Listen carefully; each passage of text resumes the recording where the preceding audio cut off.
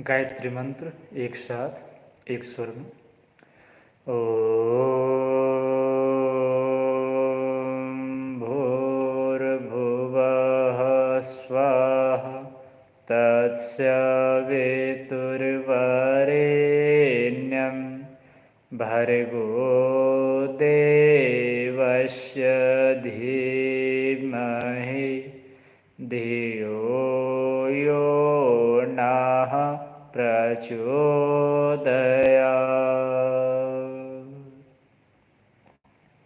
आचार्य श्री राम आरोग्य पीठ से जुड़े हुए सभी स्वास्थ्य साधक भाई बहनों का स्वागत है, अभिनंदन है। आज आप सभी को ज्ञात है कि आज श्रीमद् भगवत गीता की पावन जयंती है। आज ही का वह पावन दिवस था जब भगवान श्री कृष्ण अर्जुन को कुरुक्षेत्र के मैदान में गीता का उपदेश देते हैं। तो आइए आज का जैसा शीर्षक रखा गया है उस शीर्षक के अनुसार हम सभी आज श्रीमद् भगवत गीता में जो आरोग्य के सूत्र हैं उस पर आज हम सभी चर्चा करेंगे। जिन किसी का भी प्रश्न हो वो कमेंट बॉक्स में डालेंगे ताकि वहाँ से जो हमारे वॉलंटियर्स हैं वो इस क्वेश्चंस को पूछते रहें। तो आइए श्रीमद् भगवत गीता का प्रारंभ करें। उससे पूर्व पद्मनाभ भगवान विष्णु की वंदना से शुरू करते हैं। भगवान विष्णु का ध्यान करते हुए उनकी वंदना करेंगे। सर्वप्रथम ओम शांताकारं भुजगशयनं पद्मनाभं सुरेशं विश्वाधारं गगनसदृशं तत्त्वमस्यादिलक्ष्यम्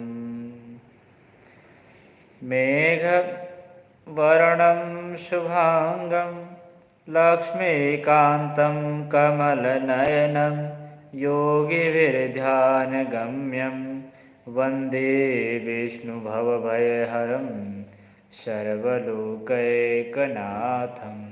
ॐ यं ब्रह्मा वरुणेन्द्ररुद्रमरुतः स्तुवन्ति दिव्यैस्तवैः वैदेहिशाङ्गपदक्रमोपनिषदैः गायन्ति यं सामगा। ध्यानावस्थिततद्गतेन मनसा पश्यन्ति यं योगिनो यस्यान्तं न विदुः सुरासुरगणः देवाय तस्मै नमः, देवाय तस्मै नमः। आइए भगवान व्यास के द्वारा रचित और भगवान विष्णु के मुखारविंद से उद्धृत श्रीमद् भगवत गीता की जो महिमा है उस महिमा में एक मात्र श्लोक को हम लोग लेंगे। तत्पश्चात हम सभी अपने जो निर्धारित शीर्षक है इस पर पहुँचेंगे। श्रीमद् भगवत गीता की जो महिमा बताई गई है उसमें दो जो मुख्य बातें हैं उस पर हम लोग विशेष रूप से चर्चा करेंगे। पहली बात तो जैसा भगवान व्यास लिखते हैं कि गीता सुगीता कर्तव्या के मन्ये शास्त्र विस्तरे या स्वयं पद्मनाभस्य मुख पद्माग्नि श्रुता। जो साक्षात भगवान विष्णु के मुख कमल से प्रकट हुई है उस गीता का भली भांति गान अर्थ सहित स्वाध्याय करना चाहिए। अन्य शास्त्रों के विस्तार से क्या प्रयोजन है। और इसके अगले सूत्र में वो लिखते हैं कि संपूर्ण उपनिषदें गौ के समान हैं। गोपाल नंदन श्री कृष्ण दुहने वाले हैं, अर्जुन बछड़ा है तथा महान गीतामृत ही उस गौ का दुग्ध है और शुद्ध बुद्धि वाला श्रेष्ठ मनुष्य ही उसका भोक्ता है। ऐसा भगवान व्यास ने इसकी महिमा गाई है। गीता मुख्य रूप से यदि हम लोग शब्दावली पर जाएं तो गीता जो है हमारी वह संपूर्ण शास्त्रों का निचोड़ है। गीता को कहा गया है, गीता अर्थात होता है गायन किया हुआ। तो गीता को किसने गाया है? तो भगवान श्री कृष्ण ने जिस गीता को गाया है छंदबद्ध करके उसे श्रीमद् भगवत गीता कहते हैं। गीता यदि हम लोग देखें तो कई प्रकार के गीता का वर्णन आता है हमारे यहाँ। मुख्य रूप से 24 गीताओं का वर्णन है, जिसमें अष्टावक्र गीता, शिव गीता, गणेश गीता, तुलसी गीता, इस प्रकार से विभिन्न प्रकार के गीता के नाम हैं। लेकिन सभी गीता में यदि सभी के मुख्य आधार हैं तो वह हैं पद्मनाभ भगवान विष्णु के मुख से निकला हुआ जो हमारा श्रीमद् भगवत गीता है, जो कि धनुर्धारी अर्जुन को कुरुक्षेत्र के मैदान में सुनाया गया था। और अर्जुन का भी यदि हम लोग अर्थ निकालें तो अर्जुन का अर्थ होता है अर्जुन, ना मतलब नहीं, अर्जुन में टेढ़ा, जो टेढ़ा नहीं है बल्कि सरल है, सीधा है, वह है अर्जुन। तो हमें सरल, सीधा और मनुष्यत्व प्रदान कराने वाला जो ग्रंथ है मुख्य रूप से सनातन धर्म में, वह है श्रीमद् भगवत गीता। इसलिए प्रतिदिन कुछ न कुछ श्लोकों का स्वाध्याय जरूर किया जाए। और स्वाध्याय का अर्थ ही होता है कि उसे अर्थ सहित पढ़ना और उसे अपने डेली लाइफ में इम्प्लीमेंट करने के लिए जो बताया गया हमारे ऋषियों के द्वारा, उसे ही हम लोग स्वाध्याय के रूप में जानते हैं। स्व का अध्ययन स्वाध्याय है, स्वयं के एनालिसिस करना, स्वयं को आंकना कि हम कितना आगे आज बढ़ पाए हैं, उन सभी का मूल्यांकन ही स्वाध्याय के रूप में निकल कर के आता है। तो अब हम लोग सीधा आगे बढ़ते हैं। श्रीमद् भगवत गीता तो हालांकि एक समुद्र है, अथाह समुद्र, जिसकी गहराई माप पाना ही असंभव है। और जीवन की शायद ही कोई ऐसी समस्या हो जिनका समाधान ना हो। यदि हम लोग ध्यान से देखें, ध्यान से पढ़ें और ध्यान से इसे समझने का प्रयास करें तो जीवन के जो भी कठिनाइयाँ आती हैं वह सभी कठिनाइयों के समाधान के रूप में भगवान श्री कृष्ण ने 18 अध्याय और 700 श्लोक के माध्यम से धनुर्धारी अर्जुन को माध्यम बना करके हम सभी के लिए गीता का उपदेश किया है। इसलिए गीता को पढ़ना चाहिए हम सभी को और जीवन में विशेष करके जरूर उतारना चाहिए। तो आरोग्य के इस महामंत्र में आइए हम लोग सभी कुछ सूत्र पर आते हैं और भगवत गीता के 700 श्लोकों में से कुछ श्लोक आज हम लोग लेंगे। क्योंकि आज का जो दिवस है वो इतना महत्वपूर्ण दिवस है कि हम सभी महापुरुषों की तो जयंती मनाते हैं, उनकी पुण्यतिथि भी मनाते हैं, लेकिन शायद ही कोई ग्रंथ है जिसके लिए हम लोग किसी विशेष दिवस का चयन करते हैं। और वह दिवस और वह गौरव यदि किसी को प्राप्त है तो वह है श्रीमद् भगवत गीता को, जो कि मार्गशीर्ष शुक्ल पक्ष की एकादशी, जिसे मोक्षदा एकादशी भी कहा जाता है। और आज का ही वह दिवस है जब भगवान श्री कृष्ण के मुखारबिंद से अवतरित हुई थी। इसलिए आज के दिवस को गीता जयंती के रूप में भी हम सभी मनाते हैं। और केवल आज ही गीता पाठ ना करें बल्कि पूरा जीवन ही हमारा गीतामय होना चाहिए। गीता के प्रत्येक श्लोक हमारे जीवन से निश्रित हो, ऐसी प्रेरणा जगाने के लिए और ऐसे गीता के महत्व को अपने जीवन में धारण कराने के लिए ही गीता जयंती का पर्व बड़ी धूमधाम से पूरे विश्व भर में सनातनी मनाते हैं। सनातन धर्म को मानने वाले और अन्य भी जो मत हैं, पंथ हैं, संप्रदाय हैं, वो भी गीता के महत्व को स्वीकार करते हैं। क्योंकि जीवन जीना सभी समुचित रूप से चाहते हैं, खुशहाल पूर्वक जीवन हो, आरोग्यमय जीवन हो, दीर्घ जीवन हो, परमार्थ में जीवन हो, ऐसी भावना कल्पना तो सभी की होती है। बशर्ते शर्त यह है कि हमें उन ग्रंथों का भी अवलोकन करना चाहिए, उन ग्रंथों को भी स्वीकार करना चाहिए अपने जीवन में, जिनके सूत्रों के माध्यम से हम आगे बढ़ सकते हैं अपने जीवन में और जीवन के लक्ष्य को चरितार्थ करते हुए उस लक्ष्य को पा सकते हैं। तो आइए अब सीधा हम रुख करेंगे श्रीमद् भगवत गीता के उन श्लोकों पर जो आरोग्य से संबंधित। और हालांकि कई सारे ऐसे सूत्र हैं हमारे श्रीमद् भगवत गीता में, लेकिन फिर भी हम सभी कुछ सूत्रों को लेंगे और उस पर ही चिंतन मनन करने का थोड़ी देर प्रयास करेंगे। तो आरोग्य के प्रमुख सूत्र श्रीमद् भगवत गीता में समझने से पहले हम सभी थोड़ा यह समझ लें कि आरोग्य का अर्थ होता क्या है, आरोग्य क्या है वास्तव में। आरोग्य पर यदि हम लोग नज़र दौड़ाएं तो आरोग्य, स्वास्थ्य, निरोग, ऐसे कई सारे शब्दावली मिलेंगी जो कहीं ना कहीं मिलते जुलते एक दूसरे से तो हैं, लेकिन शब्दों की जड़ पर यदि पहुँचें तो कहीं ना कहीं काफ़ी सारे अंतर भी इसमें देखने को मिलते हैं। पहली बात तो है कि एक तो है स्वास्थ्य, जिसके विषय में हमारे ऋषि मुनि प्रारंभ से ही कहते आए हैं कि स्वास्थ्य जो है वह स्वस्थ, स्वस्थ से स्वास्थ्य बना है। फिर से वही बात आती है स्वाध्याय, जैसे हम लोग देखते हैं कि स्व का अध्ययन है, वैसे स्वस्थ है तो स्वयं में स्थिर हो जाना।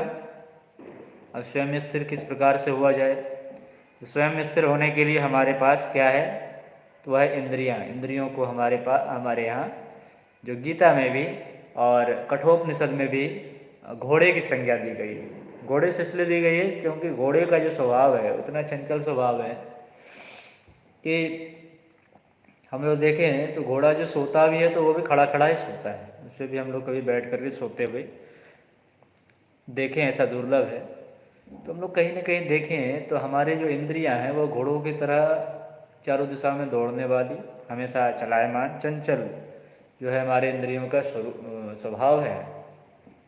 और जब हमारी इंद्रियां होती है इतने चलायमान होती है कि खास करके जब भी स्थिर करने का प्रयास किया जाए तो और भी चलायमान हो जाती है ना।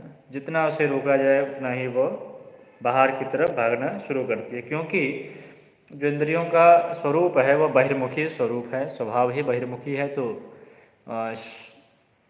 प्राकृतिक भी देखें तो हम लोग बाहर जिस स्वरूप में बनाया गया है स्वरूप में भागते ही हैं। तो इस पर कमान कसना, इसे अपने वश में करना, इसके लिए कई प्रकार के ध्यान के तरीके भी बताए जाते हैं कि ध्यानों के माध्यम से, इसलिए ध्यान योग की भी एक अलग से चैप्टर है श्रीमद् भगवद गीता में। ध्यान योग पर काफ़ी लंबी सारी बातें भगवान श्री कृष्ण ने अर्जुन को बताई है। तो ध्यान योग की तो चर्चा नहीं करेंगे, आज हम लोग आरोग्य के विषय में बात कर रहे हैं, तो आरोग्य पर ही विशेष फोकस करें हम लोग। तो मूलतः जो बात बताई जा रही थी वो थी कि स्व में स्थित कैसे हो जाए। तो इसके लिए हमारे पास इंद्रियां हैं और इंद्रियां ही हमें बाहर की संसार की ओर दौड़ाती हैं। तो उनके लिए परम पूज्य गुरुदेव पंडित श्री राम शर्माचार्य, जो कि अखिल विश्व गायत्री परिवार के संस्थापक संरक्षक हैं, और जितने भी वैदिक वाङ्मय हुए हैं, चाहे वह चारों वेद हों, 108 उपनिषद हों, 18 पुराण हों, 18 उपपुराण हों, 24 गीताएँ हों, 20 शास्त्र हों, 6 दर्शन हों, इन सभी के वे भाष्यकार हुए हैं। तो उन्होंने श्रीमद् भगवद गीता पर जो भाष्य लिखा है उसका नाम है गीता कथा। तो उसमें काफ़ी सारे बातें तो परम पूज्य गुरुदेव पंडित श्री राम शर्मा आचार्य जी ने लिखी है। उसमें से मुख्य रूप से हम लोग कुछ बिंदुओं को यदि हम पकड़ें तो उसमें देखेंगे कि इंद्रियों पर नियंत्रण के लिए जो काफ़ी सारे प्रयास बताए गए हैं, खास करके ध्यान के बारे में। तो उसके विषय में भी जो भगवान श्री कृष्ण से अर्जुन पूछते हैं तो उस पर हम लोग कुछ चर्चा करें, फिर आगे हम लोग और बढ़ेंगे। तो अध्याय दूसरे अध्याय के हम लोग देखें तो 54वें मंत्र में, हम लोग 54वां यदि श्लोक उठाएं तो 54वें श्लोक में भगवान श्री कृष्ण से अर्जुन पूछते हैं कि स्थित प्रज्ञस्य का भाषा समाधिस्थस्य केशव स्थितिधि किम प्रभाषेत किमासित व्रजेत किम।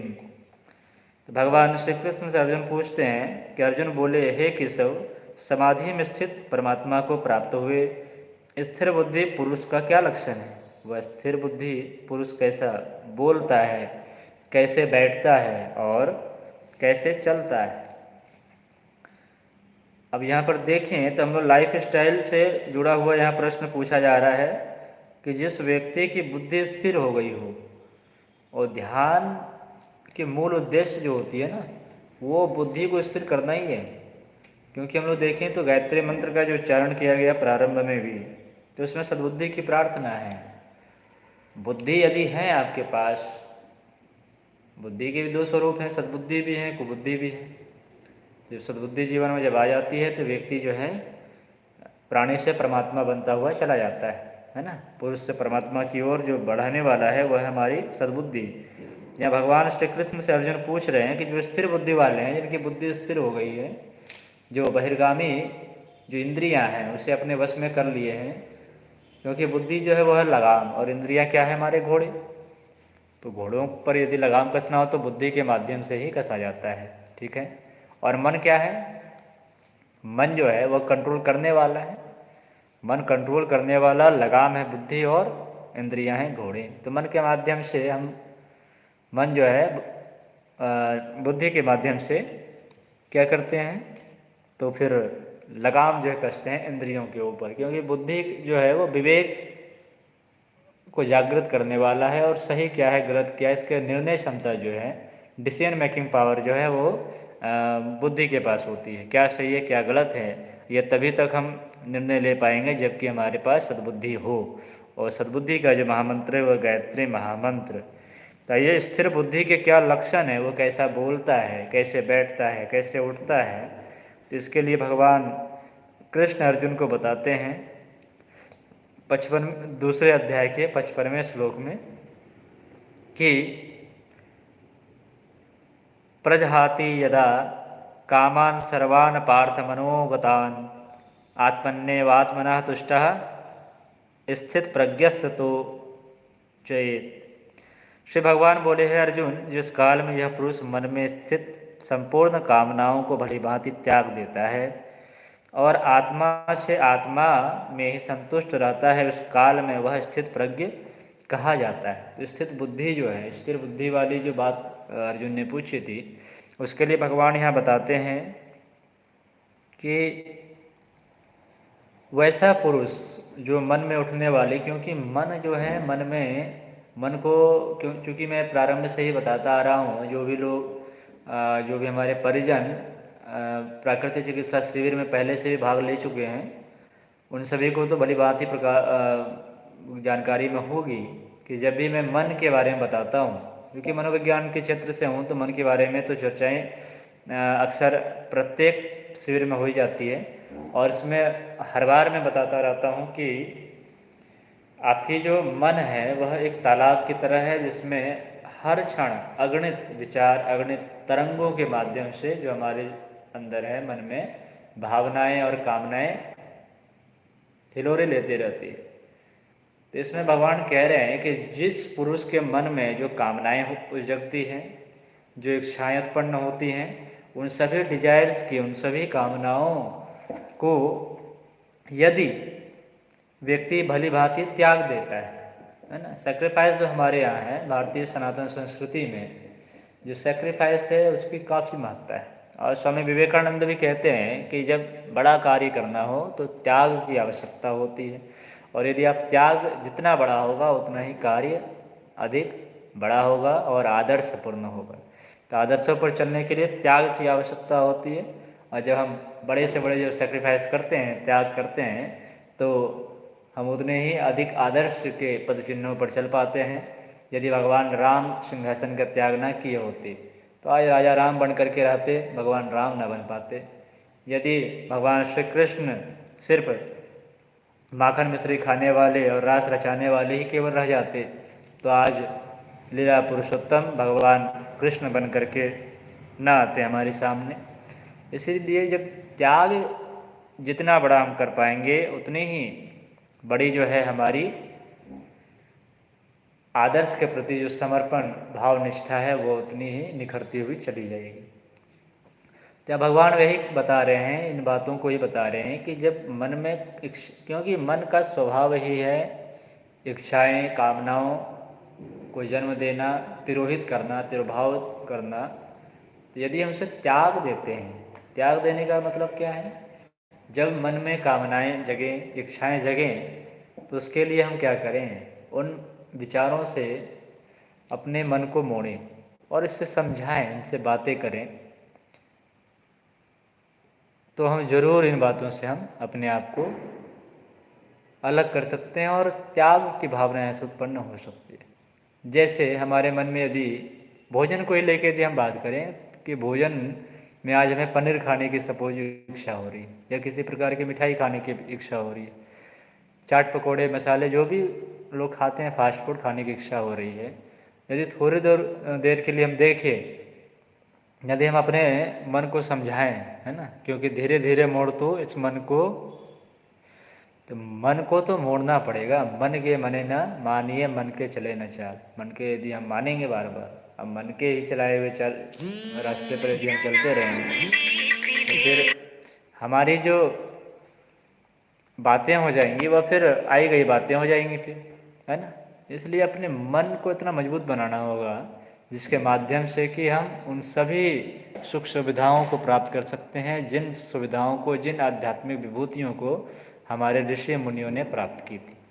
तो इसके लिए एकमात्र उपाय यही है हमारे पास कि हम त्याग की भावना को जगाने के लिए छोटे छोटे प्रयासों से अपने आप को तैयार करना शुरू करें।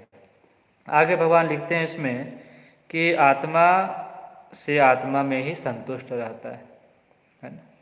नैनम छिदंत शस्त्राणी नैनम दहति पावका न चैनम क्लेदयंत आपा न शोषति मारुता। वास्तव में हम हैं क्या फिर? क्षति जल पावक गगन समीरा, है ना। तो इसमें भी तुलसीदास जी को देखें तो 5 तत्वों से निर्मित हमारी यह काया है। हम 5 तत्व नहीं हैं, बल्कि 5 तत्वों से विलग हम कुछ हैं। तो 5 तत्वों से विलग क्या है फिर? तो नैनम छदंत शस्त्राणी, जिसे ना कोई न शस्त्र काट सकता है, न अग्नि जला सकती है, न वायु सुखा सकता है, न जल गीला कर सकता है। तो हम तो कुछ अलग ही हैं इससे ऊपर। तो हम हैं क्या फिर? आत्मस्वरूप, है ना। आत्मेव आत्मनो बंधु आत्मेव रिपु आत्मना। आत्मा स्वयं ही अपना शत्रु है और स्वयं ही अपना मित्र है। इसलिए भगवान कह रहे हैं कि आत्मा से आत्मा में संतुष्ट रहता है, क्योंकि आत्मा को किसी चीज़ की आवश्यकता नहीं। यदि हम अपने सत्य स्वरूप को जान लें, अपने शिवत्व को पहचान लें, शिवमय हो जाएं, कृष्णमय हो जाएं, राममय हो जाएं, गायत्रीमय हो जाएं, यज्ञमय हो जाएं, तो हमें किसी भी चीज़ की आवश्यकता है ही नहीं, क्योंकि जो हम हैं वही सब में है ना।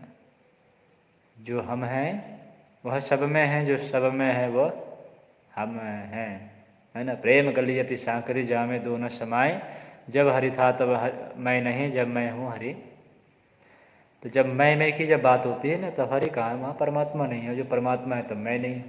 और जब परमात्मा ही परमात्मा है तो फिर पाना फिर किसे है? सर्वत्र तो एक ही है। हरि व्यापक सर्वत्र समाना, प्रेमते प्रकट हो ही मैं जाना। सभी और परमात्मा ही हैं, और प्रेम ही वह माध्यम है जिसके माध्यम से परमात्मा को प्राप्त किया जाता है, अर्थात परमात्मामय हुआ जा सकता है। और जब स्वयं जब परमात्मामय हो जाएंगे तो फिर पाना ही किसे है ना। तो इसलिए भगवान श्री कृष्ण कहते हैं जो इन विभूतियों से युक्त है, अर्थात पहला तो यह है कि मन की संपूर्ण मन में उठने वाले सभी कामनाओं को, इच्छाओं को समाप्त करने वाला, है ना। समाप्त करने वाला अर्थात उसे त्याग देने वाला, भली भांति प्रकार से त्याग देने वाला। फिर से दोबारा वह मन में वह संकल्प आए ही ना। इस तरीके से छोटे छोटे प्रयासों को हम लोग करें तो हम त्याग की वृत्ति को हम जन्म दे सकते हैं। और अगला जो प्रयास निकल करके आती है वह प्रयास है, अगले जो प्रयास है वह प्रयास हमारे पास निकल करके आती है आत्मा से आत्मा में संतुष्ट रहना। आत्मा से आत्मा में संतुष्ट तभी रह सकता है जबकि हमें किसी भी प्रकार की बाहरी आडंबरों की आवश्यकता ना हो, बल्कि स्वयं में यदि हम सुखानुभूति की अनुभव करते रहे हमेशा, तो फिर बाहर की कोई इच्छा बचेगी ना। जब बाहर की कोई इच्छा शेष ना रह जाए तो व्यक्ति अपने में स्वयं संतोष रह सकता, संतोष में जीवन बिता सकता है, क्योंकि संतोष ही परम धन है। संतोष धन यदि आपके पास आ जाए तो दुनिया की किसी भी धन की आवश्यकता आपको नहीं पड़ती। इसी प्रकार से देखें तो भगवान श्री कृष्ण इसमें ही, इसी दूसरे अध्याय में ही जो है कि आपके एक सूत्र में उन्होंने मनोविज्ञान के सूत्र उन्होंने बताए, मनोचिकित्सा के सूत्र, और मानसिक तनाव जो उत्पन्न होती है उसके माध्यम से किस प्रकार से हम उन चीज़ों को भगवत गीता की जो सूत्र हैं 62वें और 63वें सूत्र में उन्होंने बताया है। 62, 63 सूत्रों में उन्होंने बड़ी अच्छी तरीके से उन्होंने मनोरोगों के निवारण, उसकी उत्पत्ति कैसे होती है और निवारण कैसे किया जा सकता है, इसे 62वें, 63वें और 64वें सूत्रों में, श्लोकों में उन्होंने बताया। तो आइए हम जानते हैं कि मनोरोग तो आजकल हम लोग देखें तो हर 10 में से 8 लोगों को देखें तो हम लोग भयंकर वो जो है मनोरोग, मानसिक रोग स्तर से जो है गड़बड़ाए हुए हैं। बाकी भी जो यदि हम लोग देखें 2 लोग, तो उसमें से भी जो आधार हैं, जो पैमाने हैं हमारे पास मनोरोग के, उसमें उतने सटीक नहीं बैठ पाएंगे वो। कहीं ना कहीं देखें तो काम, क्रोध, लोभ, मोह, विभिन्न प्रकार के जो षड्रिपु हैं वो घेरे हुए हैं लोगों को।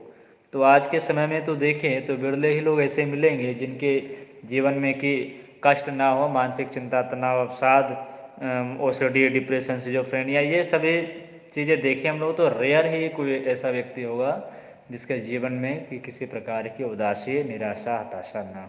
तो आइए ये जन्म लेती कैसे है, इसके विषय में भगवान श्री कृष्ण दूसरे अध्याय के 62वें श्लोक में बताते हैं कि ध्यायतो विषयान पुंसः संगस्ते सुपजायते संगात संजायते कामः कामात क्रोधोभिजायते। इस 62वें सूत्र में भगवान श्री कृष्ण बोल रहे हैं कि विषयों का चिंतन करने वाले पुरुष की उन विषयों में आसक्ति हो जाती है, आसक्ति से उन विषयों की कामना उत्पन्न होती है और कामना में विघ्न पड़ने से क्रोध उत्पन्न होता है। तो क्रोध की उत्पत्ति होती कैसे?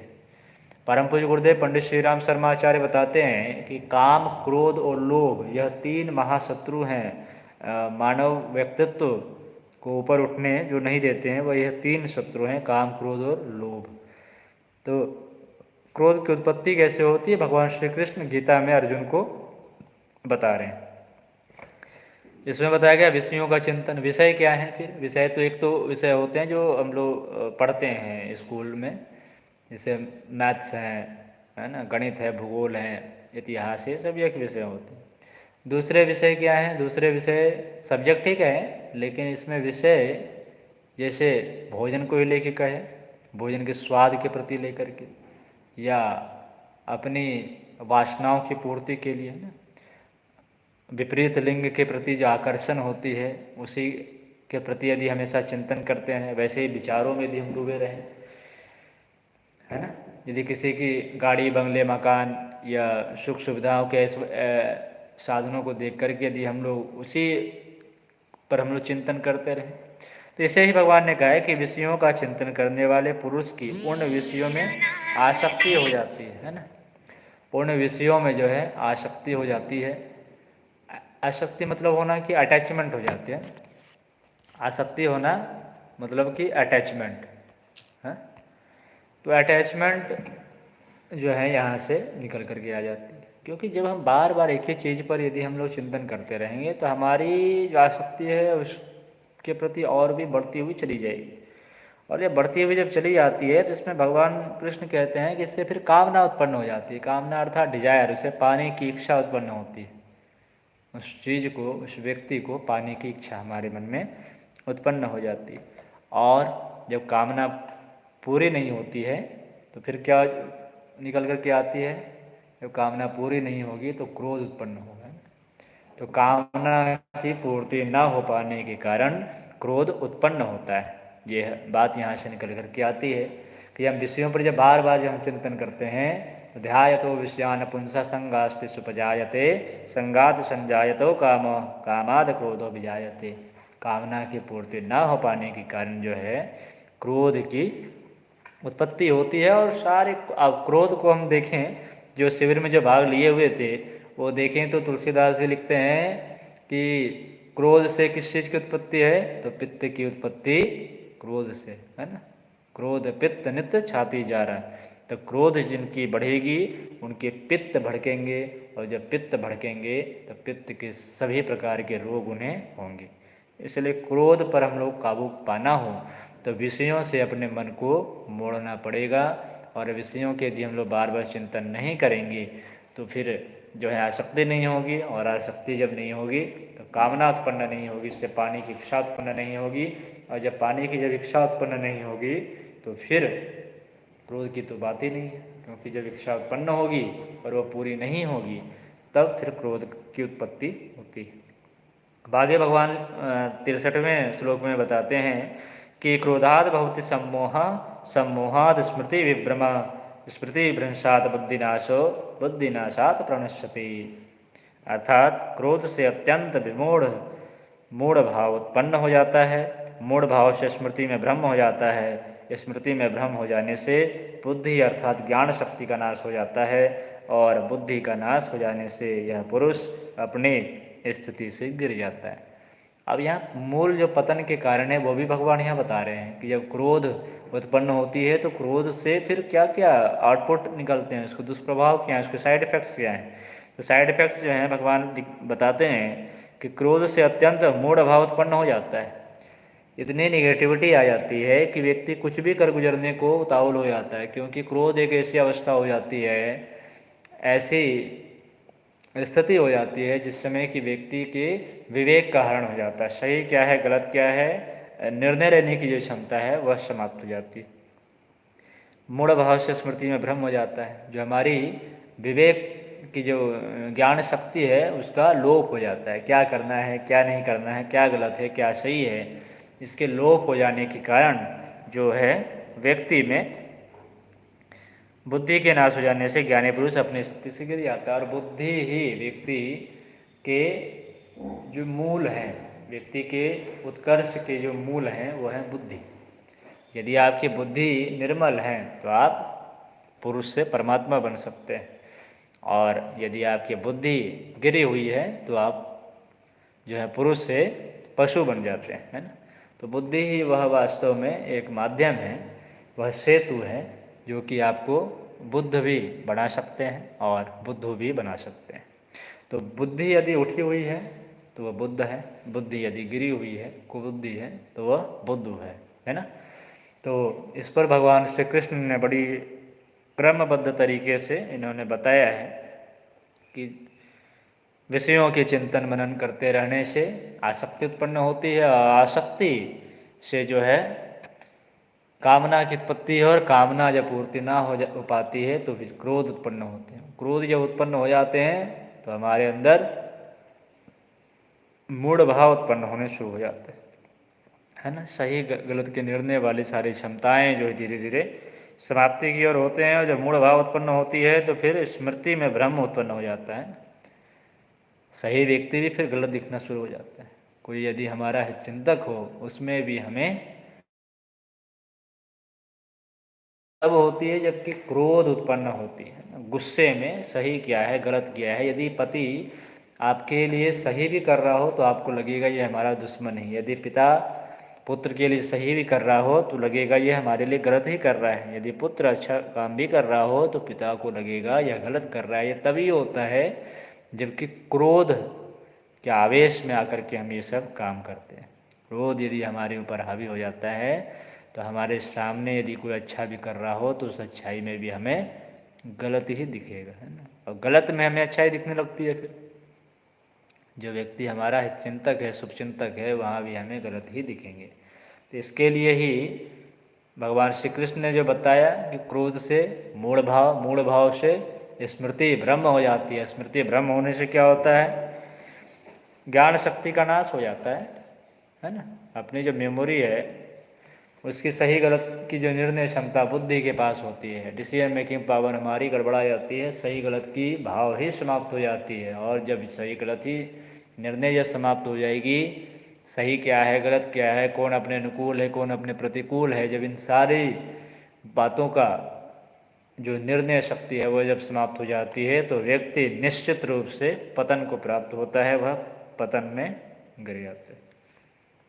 आगे भगवान 63वें अध्याय में 63वें श्लोक में लिखते हैं, भगवान बताते हैं परंतु अपने अधीन किए हुए, है ना। परंतु ये तो क्रोध वाले बात हुई, लेकिन जिसने अपने आप को बांधा हुआ है, अपने ऊपर कंट्रोल जिसने किया हुआ है, उसके लिए भगवान लिखते हैं कि अपने अधीन किए हुए अंतःकरण वाला साधक अपने वश में की हुई राग द्वेष से रहित इंद्रियों द्वारा विषयों में विचरण करता हुआ अंतःकरण की प्रसन्नता को प्राप्त होता है। लेकिन जिस व्यक्ति ने विषयों को, अर्थात जो इंद्रिय भाव हैं, इंद्रियों के माध्यम से हम विभिन्न प्रकार के विषयों में रमण करते रहते हैं, यदि इस पर उन्होंने अपना काबू पा रखा है, कंट्रोलिंग पावर यदि उनके हाथ में है, लगाम यदि उनके हाथ में है, तो क्या करता है, विषयों में विचरण करता हुआ, विषयों में रमण करता हुआ अंतःकरण की प्रसन्नता को प्राप्त हो जाता है। जिसे बताया गया है कि यदि खूब सुंदर यदि पुष्प देखें तो उस पुष्प में आसक्ति का भाव ना हो, बल्कि उसमें भगवान श्री कृष्ण की मुस्कान का अनुभव करें, उसमें अपने गुरु का, अपने इष्ट का, अपने परमात्मा के दिव्य स्वरूप का यदि हम दर्शन करें तो उसमें आसक्ति नहीं रहती, बल्कि विषयों में हम भ्रमण करते हुए उसके जो उच्चतम भाव है उसमें हम प्रतिष्ठित हो जाते हैं। यदि किसी कन्या में यदि सुंदरता या किसी प्रकार के कोमलता का, लावण्यता का, प्रेम का यदि आभास हो, आकर्षण का यदि भाव हो, यदि उसके अंदर हम किसी दैवी शक्ति का, अपनी मातृ शक्ति का, अपनी देवी, किसी भी इष्ट की, किसी आराध्य की यदि हम छवि का यदि हम दर्शन करें तो विषय में रमण करते हुए हम अंतःकरण की प्रसन्नता को प्राप्त कर लेते हैं। जिस किसी के भी प्रति यदि आकर्षण है ना, जिस भी किसी वस्तु के प्रति आकर्षण हो, संसार में जितने भी वस्तु हैं, चाहे वह सजीव हो या निर्जीव, यदि उसके प्रति यदि आकर्षण आप में आती है तो उस आकर्षण में यदि अपने इष्ट, अपने आराध्य, अपने परमात्मा का, अपने गुरु का यदि हम ध्यान करें, उसके छवि को यदि हम उसमें देखें तो हम विषयों में रमण तो करेंगे लेकिन हम उससे अटैच नहीं होंगे। यदि अटैच नहीं होंगे तो कामनाओं की उत्पत्ति नहीं होगी, कामना की यदि उत्पत्ति नहीं होगी तो उसे प्राप्त करने की कोई बात ही नहीं आती है, और जब प्राप्त करने की जब इच्छा ही जब उत्पन्न नहीं होगी तो क्रोध की तो बात ही नहीं होती। तो व्यक्ति जो है पतन से देखें तो पतन से व्यक्ति बच सकता है और उत्कर्ष की ओर बढ़ सकता है। तो भगवान श्री कृष्ण ऐसा बताते हैं, लेकिन कंडीशन ये है कि हमें राग द्वेष से ऊपर उठ करके, अटैचमेंट से दूर रह करके विषयों में रमण तभी कर सकते हैं जबकि हमारी बुद्धि होगी निर्मल, है ना। निर्मल मन हो तो रघुनायक शबरी के घर जाते। तो निर्मल मन जब होंगे, निर्मल हमारी बुद्धि हो जाएगी, तो फिर हम विषयों में रमण करते हुए सुंदरता में चारों ओर, जैसे भगवान रामकृष्ण परमहंस को देखें तो भगवान रामकृष्ण परमहंस की एक बार परीक्षा ली गई थी कि काफ़ी एक कमरे में उन्हें बंद कर दिया, ज़बरदस्ती एक कमरे में डाल दिया गया, जिस कमरे में कई सुंदर स्त्रियां थी, और जब परमहंस को जब उसमें डाला गया तो वह जो स्त्रियां थी उसमें सुंदर सुंदर स्त्रियां, वो काफ़ी सारी कुचेष्टाएँ की परमहंस के साथ में, क्योंकि जो लोग थे वो सब परीक्षा लेना चाहते थे परमहंस की कि वास्तव में परमहंस है या फिर ऐसे ही चोला ओढ़ा हुआ है। तो लेकिन देखें तो जो स्वयं परमहंस की स्थिति में प्राप्त हैं, जो स्वयं साक्षात नारायण हैं, उन्हें आकर्षण में कैसे बांधा जा सकता है वासनाओं में। तो सुंदर स्त्रियों ने काफ़ी कुचेष्टाएँ की अपनी, लेकिन परमहंस विचलित नहीं हुए। तो तब मान लिया गया कि वास्तव में परमहंस हैं, और जितने भी वो सुंदर स्त्रियां थी सभी उनके चरणों में नतमस्तक हो गई। उसी प्रकार से एक उदाहरण आता है कि जब स्वामी विवेकानंद अपने इजिप्ट की यात्रा में थे तो उस समय भी देखा गया कि काफ़ी सारी महिलाएं जो वहाँ की सुंदर सुंदर स्त्रियां थी वो परमहंस स्वामी विवेकानंद से प्रभावित हुई, और वो चाहती थी कि विवेकानंद उनसे शादी करें, और इसके लिए उन्होंने भी काफ़ी कुछ चेष्टाएँ की। पर स्वामी विवेकानंद के सामने वो कुछ लोग कहते हैं कि अर्धनग्न होकर के आ गई, कुछ लोग काफ़ी बातें कहते हैं। तो लोग कहीं ना कहीं देखें तो हम लोग वासनाओं से ही खेलने का प्रयास किया गया था, वासनाओं को भड़काने की चेष्टाएं की गई थी उन स्त्रियों के माध्यम से। लेकिन स्वामी विवेकानंद अपने परमहंस, अपने गुरु, अपने आराध्य, अपने इष्ट की ही भांति वो अचल रहे, अडिग रहे, और उन सभी में उन्होंने मातृभाव का दर्शन किया और सभी को माता बोल करके उन्होंने संबोधित किया, जिससे कि वो सभी स्त्रियाँ लज्जित हुई और स्वामी विवेकानंद के चरणों में वो सभी नतमस्तक हो गई। तो हम लोग देखें तो विषयों में रमण कर सकते हैं, और करते रहते हुए भी हम उसमें आत्मा अनुभूति का दर्शन कर सकते हैं। तो इस प्रकार से भगवान कृष्ण ने अर्जुन को यहाँ पर काफ़ी सारी ऐसी बातें बताई हैं। तो ये सभी तो जो हमने अभी तक बातें की है हमारे मानसिक रोगों के लिए, कि क्रोध, काम, ये सभी भावनाएं कैसे उत्पन्न होती हैं। तो अब मन से थोड़ा और शरीर की तरफ बढ़ें तो शरीर पर चर्चा करते हुए जो भगवान श्री कृष्ण ने 17वें अध्याय के 7वें श्लोक में, 7वें 8वें और 9वें श्लोक में जो उन्होंने बताया है, 2-3 श्लोक हम लोग लेंगे यहाँ पर भी। और शारीरिक रूप से जो उदर पूर्ति के लिए हम लोग काफ़ी सारे अन्न ग्रहण करते हैं, उन भोजन के विषय में उन्होंने बताया है। तो आइए इस पर थोड़ा चर्चा करें कि कितने प्रकार के उन्होंने भोजन के प्रकार बताए हैं, उनके गुण क्या हैं और उन्हें लेने से हमें क्या क्या लाभ होते हैं। तो 17वें अध्याय के 7वें श्लोक में भगवान श्री कृष्ण बताते हैं कि भोजन भी सबको अपनी अपनी प्रकृति के अनुसार 3 प्रकार का प्रिय होता है, और वैसे ही यज्ञ, तप और दान भी 3-3 प्रकार के होते हैं। उनके इस पृथक पृथक भेद को तू मुझसे सुन, ये भगवान श्री कृष्ण अर्जुन को बताते हैं कि 3 प्रकार के भोजन की उन्होंने चर्चा की है। आइए समझते हैं वो 3 प्रकार के भोजन कौन कौन से हैं। तो 8वें श्लोक में भगवान श्री कृष्ण बताते हैं कि आयु, बुद्धि, बल, आरोग्य, सुख और प्रीति को बढ़ाने वाले, रसयुक्त, चिकने और स्थिर रहने वाले तथा स्वभाव से ही मन को प्रिय ऐसे आहार अर्थात भोजन करने के पदार्थ सात्विक पुरुष को प्रिय होते हैं। तो जैसा शिविर में भाग लेने वाले काफ़ी सारे ऐसे भाई बहन होंगे जो अभी सुन रहे होंगे, उन्हें हमने बताया भी था कि सात्विक, राजसिक और तामसिक 3 प्रकार के भोजन भगवान कृष्ण ने गीता में बताए। तो 8वें श्लोक में भगवान जो गीता में बता रहे हैं सात्विक भोजन के विषय में चर्चा कर रहे हैं। और सात्विक आहार क्या क्या फायदा करते हैं। तो आयु को बढ़ाने वाला, बुद्धि को निर्मल करने वाला, बल, आरोग्य, सुख और प्रीति को बढ़ाने वाला होता है, रसयुक्त होने चाहिए, चिकने और स्थिर करने वाले अर्थात जिस भोजन का सार शरीर में बहुत काल तक रहता है उसको स्थिर रहने वाला कहते हैं।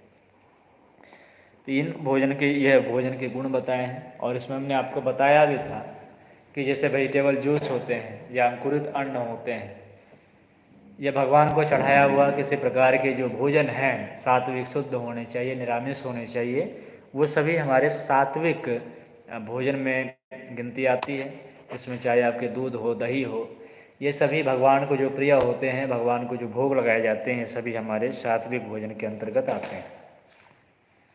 इसी में देखिए 9वें श्लोक में भगवान कहते क्या है कि कड़वे, खट्टे, लवण युक्त, बहुत गर्म, तीखे, रूखे, दाहकारक और दुख, चिंता तथा रोगों को उत्पन्न करने वाला आहार अर्थात भोजन करने के पदार्थ राजस पुरुष को प्रिय होते हैं।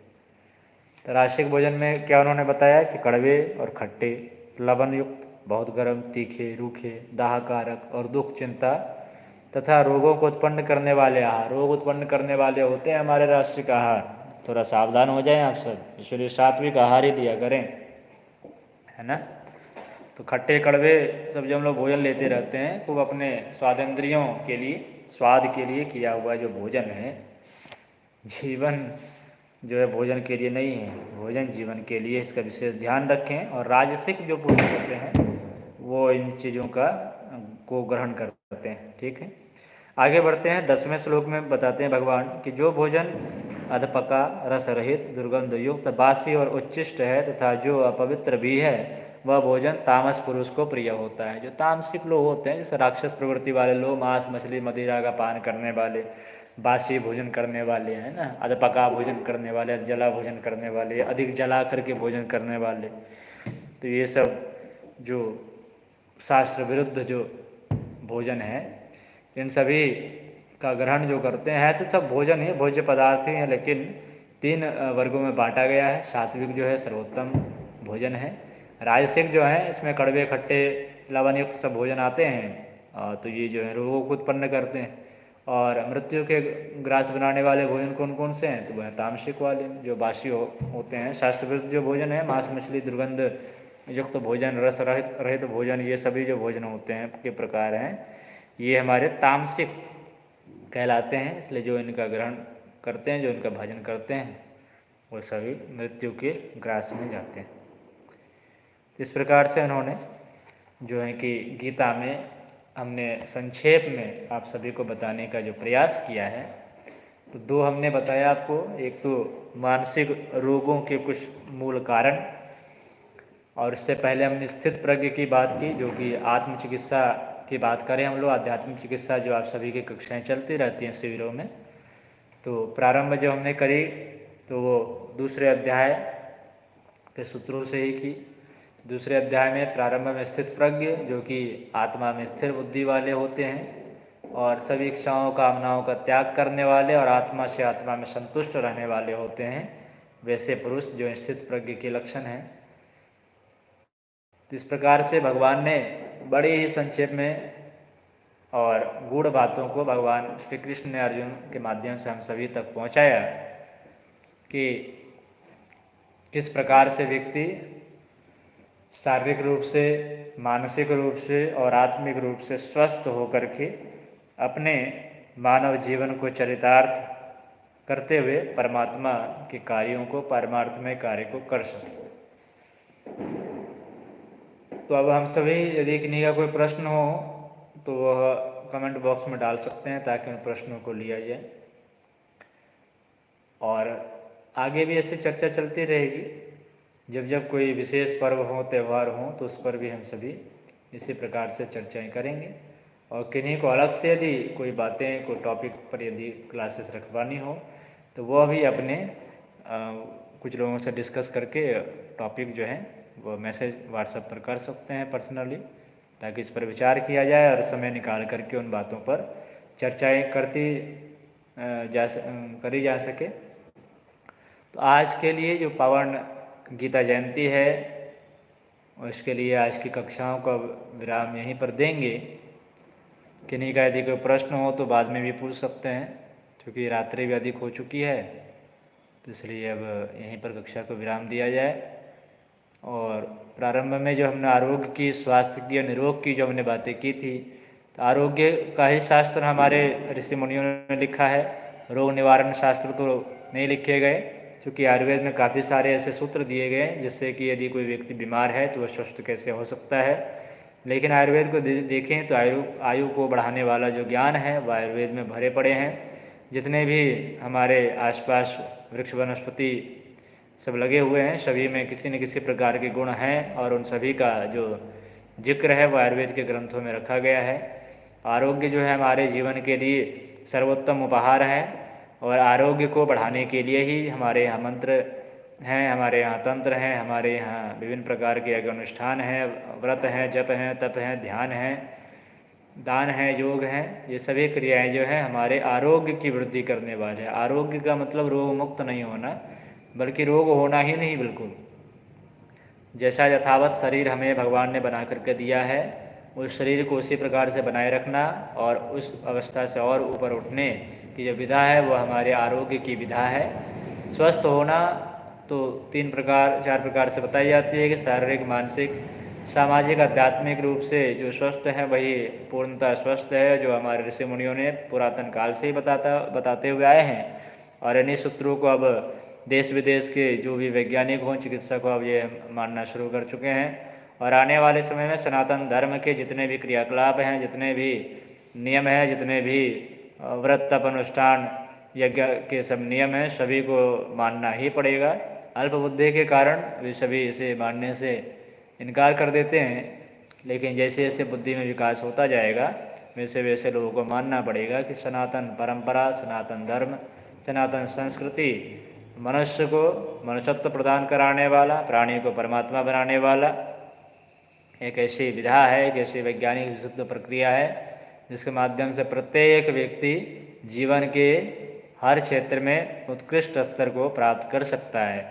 इन्हीं शुभ भावनाओं के साथ श्रीमद् भगवद गीता की एक बार पुनः विश्व के सभी सनातन प्रेमियों को अनंत कोटि कोटि शुभकामनाएं।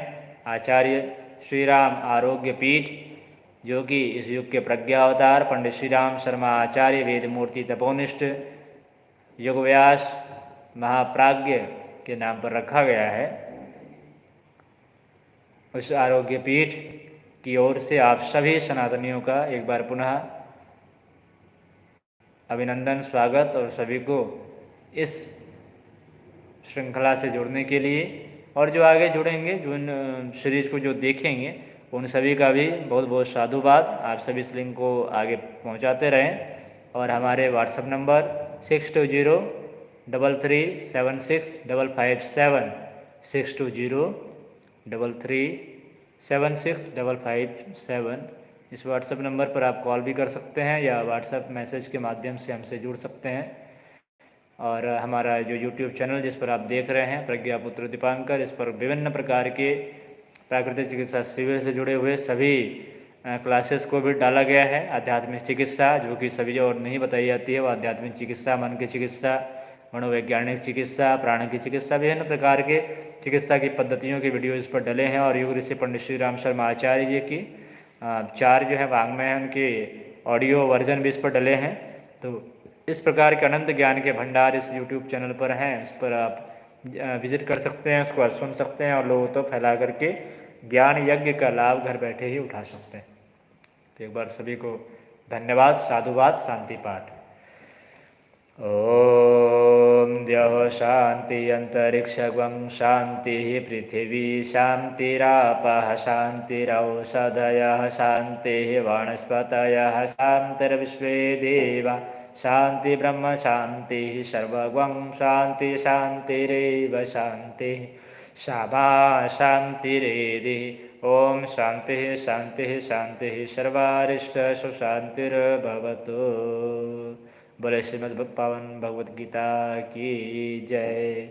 वृंदावन बिहारी लाल की जय। परम पूज्य गुरुदेव की जय। परम वंदनीय माता जी की जय।